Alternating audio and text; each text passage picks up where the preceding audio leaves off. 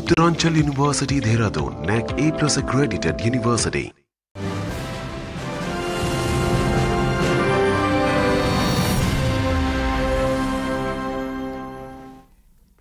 Uttarakhand bulletin में आप सभी का बहुत स्वागत है। आपके साथ मैं हूं नलिनी पांडे। उत्तराखंड हाईकोर्ट ने ऋषिकेश आईडीपीएल कर्मचारियों को एक बड़ी राहत दे दी है। हाईकोर्ट ने सरकार के आवासों पर बुलडोजर चलाने के आदेश पर रोक लगा दिया है और सरकार और दूसरे पक्षकारों को नोटिस जारी करके 4 हफ्ते के भीतर जवाब दाखिल करने का आदेश दिया है।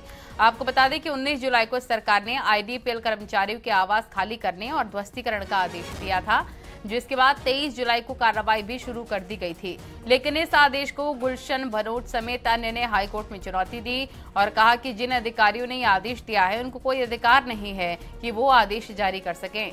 वहीं अपने पर हो रही इस कार्रवाई को इन लोगों ने असंवैधानिक बताया है और याचिका में कहा है कि उनको कानूनी तौर से हटाने के बजाय बलपूर्वक हटाने का निर्णय सरकार का गलत है और ये घर उनको स्वैच्छिक सेवानिवृत्ति के तौर पर मिले हैं, जिसके बाद बुधवार को कोर्ट ने पूरे मामले की सुनवाई के बाद सरकार के आदेश पर रोक लगा दिया है।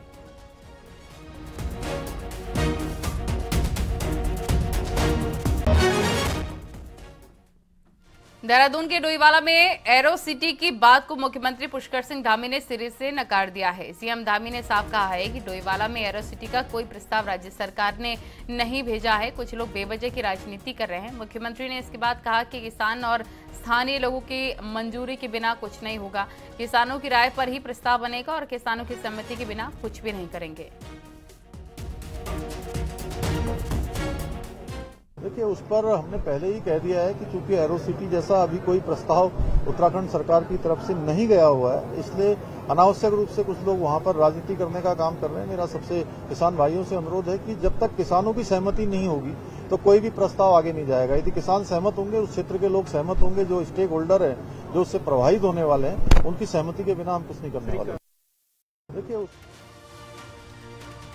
तो सीएम के इनकार के बाद भी डोईवाला में आज किसानों ने महापंचायत की, जिसमें किसानों के साथ भारतीय किसान यूनियन के नेता राकेश टिकैत भी शामिल हुए। किसानों का कहना है कि उनका विरोध जारी रहेगा। वहीं राकेश टिकैत ने कहा कि हम अपनी जमीन नहीं देंगे और अपने कुनबे को हम बचा रहे हैं, उसकी ही पहरेदारी कर रहे हैं और आगे भी ये प्रदर्शन जारी रहेगा।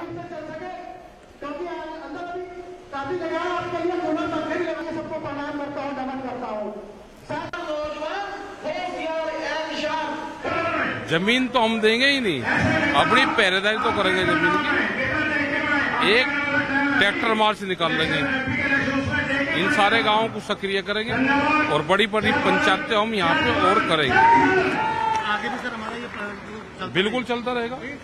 आगे क्या क्या स्टेप होगा? स्टेप ट्रैक्टर मार्च निकलेगा, वो उनसे निकलेगा इस टाइम का। 24वें करगिल विजय दिवस के मौके पर शहीदों को श्रद्धांजलि दी गई। साल 1999 में आज ही के दिन भारत ने दुनिया के सबसे दुर्गम युद्ध क्षेत्रों में से पाकिस्तान को खदेड़कर करगिल युद्ध में जीत हासिल की थी। विजय करगिल दिवस पर सीएम धामी देहरादून के गांधी पार्क पहुंचे, जहां उन्होंने शहीदों को श्रद्धांजलि दी, उनकी शहादत को नमन किया। करगिल विजय दिवस के मौके पर मुख्यमंत्री ने शहीद परिवारों के लिए एक बड़ी घोषणा की और मुख्यमंत्री ने सैनिक कल्याण के 2 ब्रांच खोलने की घोषणा की, ताकि शहीद हुए लोगों के परिजनों को चक्कर ना काटना पड़े। ऑफिस देहरादून के हरबटपुर और पिथौरागढ़ के डीडी हाट में खोला जाएगा।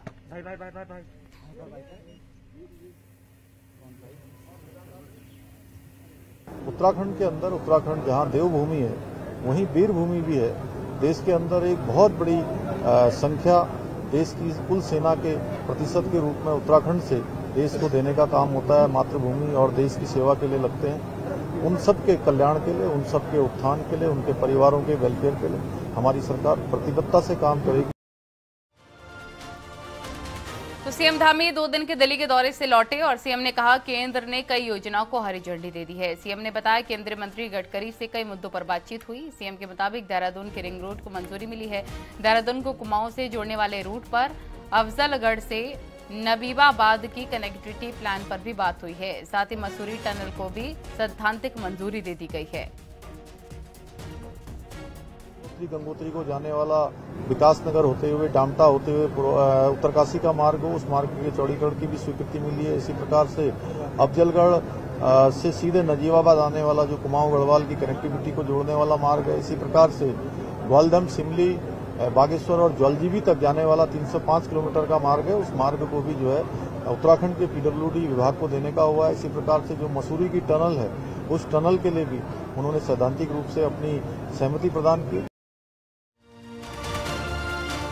नैनीताल की प्रभारी मंत्री रेखा आर्य ने जिले में आपदा की मीटिंग ली और इस दौरान नाले की सफाई नहीं होने के चलते एनएच के अधिकारियों को फटकार लगाई। रेखा आर्य ने नैनीताल में आपदा के कामकाज पर रिपोर्ट तैयार करने के लिए 1 हफ्ते का वक्त अधिकारियों को दिया और कहा है कि जनता की दिक्कतों को दूर करें। इसके साथ ही कहा कि तत्काल रेलवे स्टेशन का भू कटाव और सड़कों को ठीक करें, साथ ही ग्वाला पुल पर काम करें।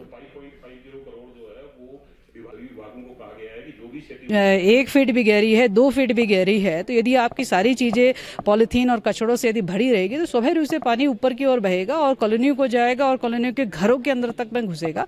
तो उसी पे मैंने नाराजगी व्यक्त करी है कि आप एक तो नाली की सफाई, नाली की गहराई और नाली को प्रॉपर जो उसका ड्रेनेज जो जितना एनएच आपका कॉलोनी तक में लगता है उसको प्रॉपर आप दें। इस साल मौसम के मिजाज में आए बदलाव का असर कीड़ा जड़ी पर भी देखने को मिला है। हालात तो ये हैं कि बेशकीमती कीड़ा जड़ी के दोहन के लिए गए लोगों को पूरी तरीके से निराश लौटना पड़ा है।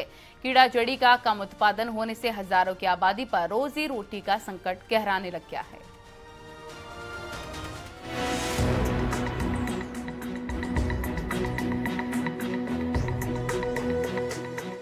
हिमालयन वियाग्रा के नाम से मशहूर कीड़ा जड़ी पर इस बार मौसम की भारी मार पड़ी है।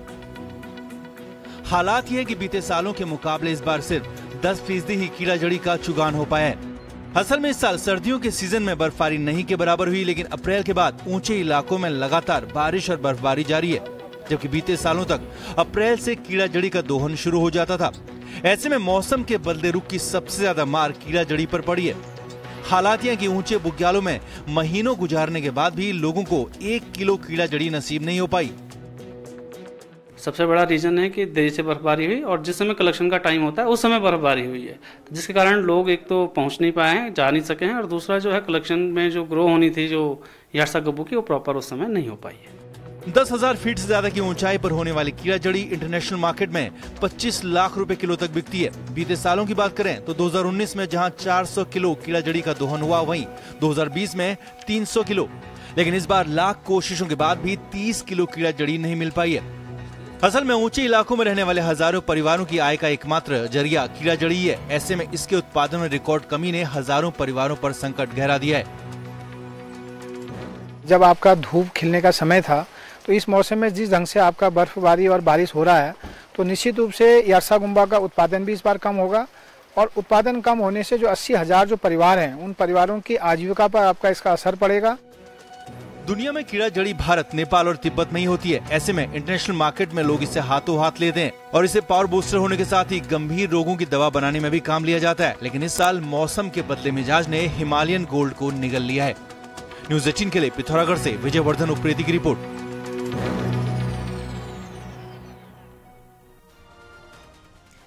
और पीएम मोदी गुरुवार को किसान सम्मान निधि की 14वीं किश्त जारी करेंगे। बीजेपी इसे मेगा इवेंट के तौर पर प्रोजेक्ट कर रखी है। किसान सेवा केंद्रों पर बीजेपी नेता किसानों के साथ इसे लाइव देखेंगे। खास तौर पर किसान बहुल जिले हरिद्वार और उधम सिंह नगर पर फोकस होगा। किसानों के साथ प्रोग्राम देखने के लिए नेताओं की बाकायदा लिस्ट बनाई गई है और इस मौके पर रासायनिक और जैविक खाद को लेकर भी बड़ी घोषणा की उम्मीद है। लिहाजा किसानों के बीच पैठ जमाने के लिए बीजेपी इसे बड़ा मौका मान रही है। जितनी हमारी किसान सेवा केंद्र हैं प्रत्येक न्याय पंचायत केंद्र पर, उस दिन 27 को बड़े बड़े कार्यक्रम कम से कम 100-150 किसानों के साथ में कार्यक्रम किया जा रहा है। एलईडी लगाई जाएगी। प्रधानमंत्री जी पूरे देश के किसानों को संबोधित भी करेंगे और किसानों की योजना को लॉन्च भी। देश के कई शहरों में अब गंगा मंदिर बने हुए नजर आएंगे। हरिद्वार में हर की पैड़ी का संचालन करने वाली श्री गंगा सभा ने इसके लिए पहल शुरू कर दी है। पहले चरण में पश्चिमी यूपी, दिल्ली और पंजाब के कुछ स्थानों पर गंगा मंदिर विकसित किए जाएंगे।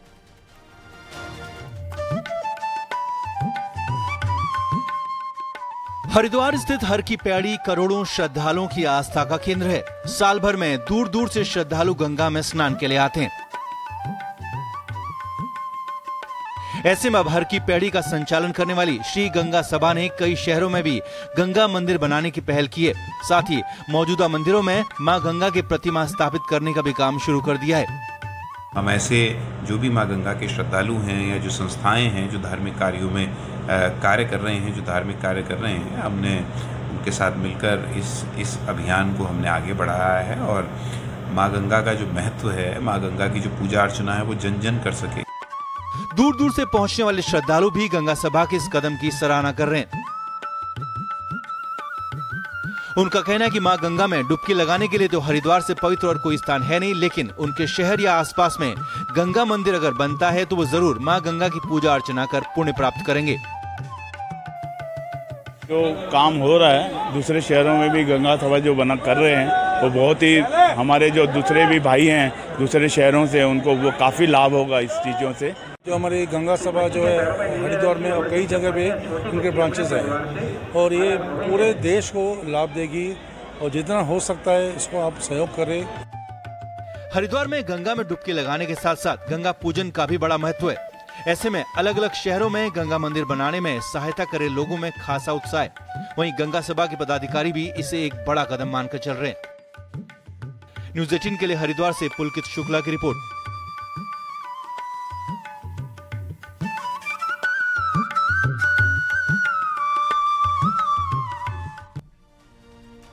और अपने प्रेमी को नाक से डसवा कर मारने वाली हल्द्वानी की जहरीली गर्लफ्रेंड के बारे में रोजाना नए खुलासे हो रखे हैं। जहरीली गर्लफ्रेंड की फरार नौकरानी ने पकड़े जाने के बाद जो खुलासे किए हैं वो हैरान करने वाले हैं।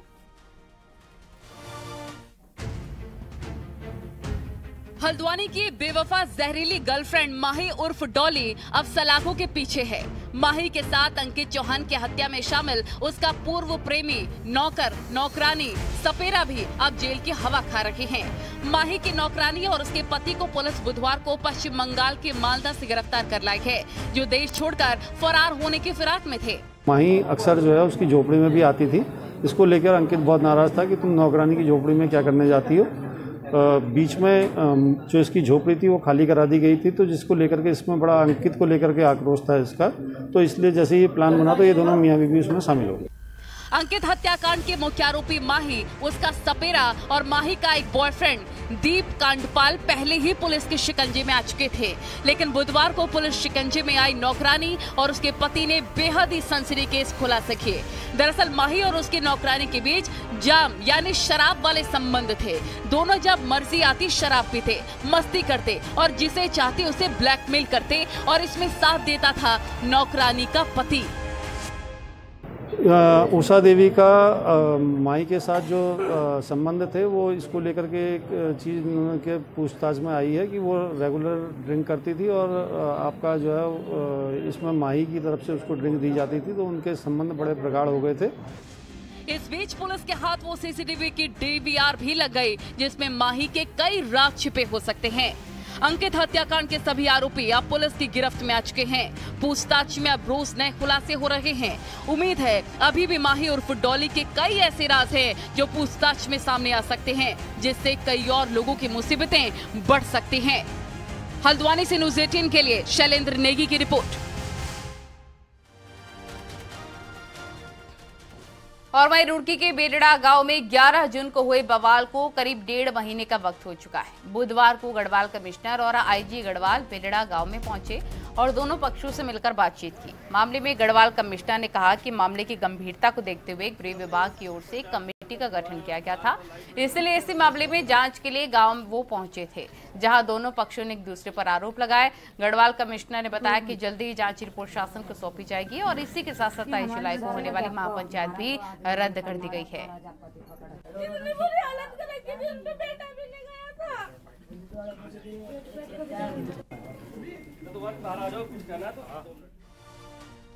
और यहाँ वक्त हो गया एक छोटे से ब्रेक का।